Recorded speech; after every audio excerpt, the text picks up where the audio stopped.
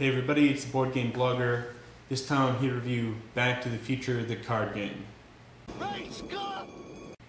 Now Back to the Future, the card game, the idea is very similar to Chrononauts. If you've ever played Chrononauts, it's just like that. There's a timeline set up and all the different players are sort of hypothetical people trying to go back in time and change the timeline to make it exist in a way that's beneficial to them so that they can live in the future and no one else can.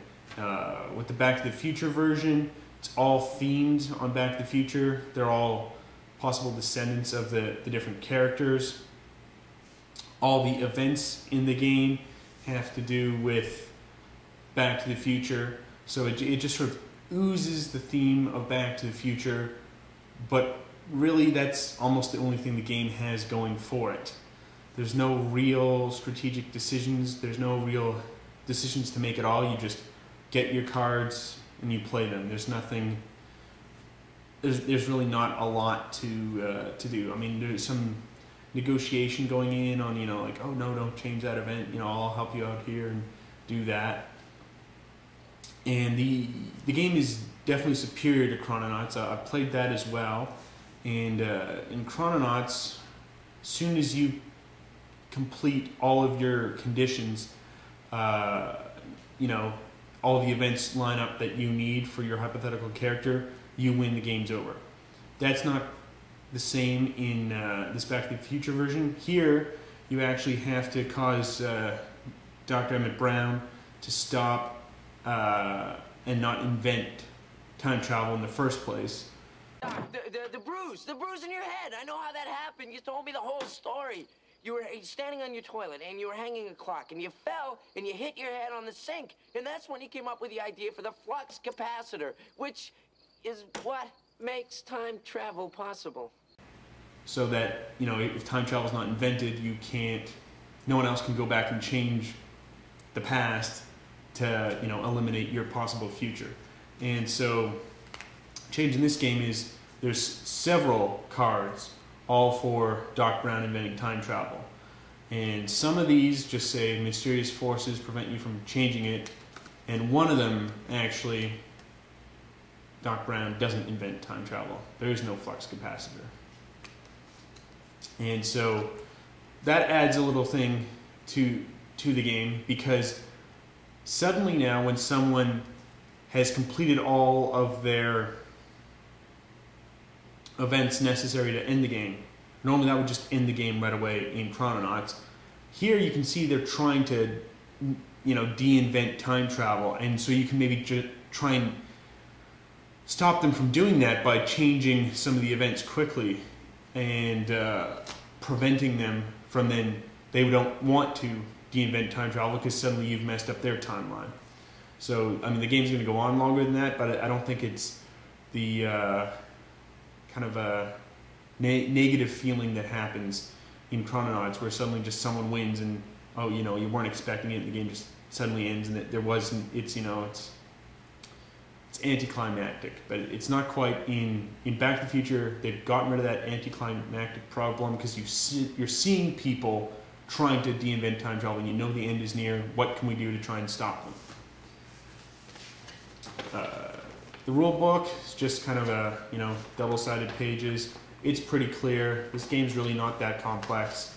There's not that many real decisions to make in the game. You know, I think I would only recommend this game for fans of Back to the Future franchise. The game like oozes theme, but even then, you know, if you want an actual game and not just have the game playing for yourself, I'd stay away from this game. This game just, you know, it dictates the moves like to do, no real decision making. So it's tough to handle. I think, you know, might be a good gateway game, especially for people who are Back to the Future fans. If you're trying to get them into gaming, it's definitely a potentially good gateway game, and it's definitely superior to Chrononauts. So if you like Chrononauts, you know, or you'd heard about Chrononauts and you were thinking of getting it, get this version instead. So why don't we take a look at how the game itself is played out. Okay, so here's the game set up. We've got 24 different events that are possible. And you see there's certain different cards. There's linchpin cards, and then there's ripple point cards. And what will happen is, beginning of the game, you're dealt out a identity card. So take one here. And you are Tiffany Tannen. And for you to exist, you have to have Buford Tannen arrested for robbery, Biff Tannen actually open his casino, and have a youth jailed.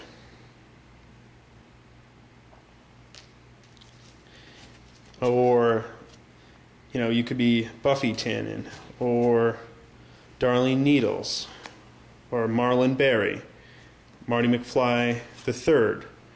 There's a bunch of different identities. You're all dealt out by the various players at the beginning of the game. But let's stick with this. Let's say we are Tiffany Tannen. At the beginning of the game, you start with every player's dealt 3 cards. So here, you've got different items that you can place in front of you that will have effect. This here is a time machine. Requires plutonium. What you do is you play it to flip any linchpin, then discard. So the time machine made out of a DeLorean. Wait a minute, Doc. Are you telling me that you built a time machine out of a DeLorean? The way I see it, if you're gonna build a time machine into a car, why not do it with some style? But it doesn't actually do anything unless you've got plutonium in front of you. So you'd have the item plutonium, then you would play your time card, and you'd be able to flip one of the linchpins. So if we are Tiffany Tannen, and we want Buford Tannen arrested for robbery, we zoom in here, and Buford Tannen currently shoots the blacksmith. So if we had plutonium... I told you to watch your back, Smithy. Tannen, but you're early. It's a Derringer, Smithy. Small but effective. Last time I used it, fella took 2 whole days to die. Bled to death inside. It was real painful. So if we had plutonium, we would play the time card, and because this is a linchpin, we flip the linchpin, so now he tries to kill the blacksmith, and that also flips a 4 and a 5, and now Buford Tannen is arrested for robbery, satisfying that condition.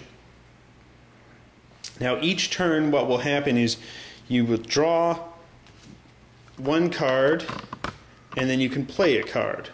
So you'll draw one card, and then you can play one of the cards from your hand, or if you want, you can draw 2 cards. And so you just have different cards, have different items, affect the different play of the game. You've got power actions, you've got different items, you can double back, you can hitch a ride, like old Biff, on somebody else's time machine. And that's basically the game, is you're just playing the different cards, trying to change the timeline. Everyone else is doing the same thing. It's really chaotic, time's changing constantly, and ultimately you're just trying to satisfy the conditions on your identity card. So there's not a lot of real strategy to do. You're just drawing cards, and it's self-evident how you play them. You can kind of see what people are maybe trying to change in linchpin and react to that, but to me it's not a great game or anything. But if you want something really light and you like the Back to the Future theme, then this might be